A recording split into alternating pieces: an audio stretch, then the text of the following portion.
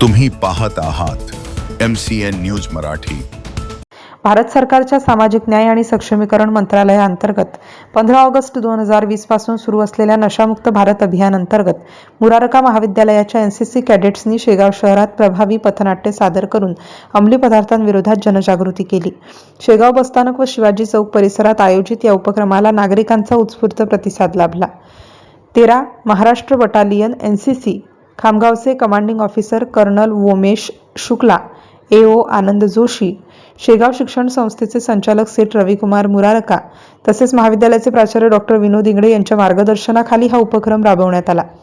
शेगाव बसस्थानक प्रमुख महेश पाटील आणि शेगाव शहर पोलीस स्टेशनचे ठाणेदार निमिष मेहत्रे यांनी विशेष सहकार्य केले। अलीकडच्या काळात भारत तंत्रज्ञान, विज्ञान आणि क्रीडा क्षेत्रात वेगाने प्रगती करत असताना तरुण पिढीतील वाढते व्यसनाधीनतेचे प्रमाण ही चिंतेची बाब ठरत आहे।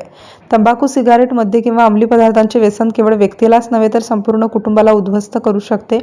या पार्श्वभूमीवर भारत सरकारने 2029 पर्यंत देशातून अंमली पदार्थांचे संपूर्ण उच्चाटन करण्यासाठी विशेष मोहीम हाती घेतली आहे।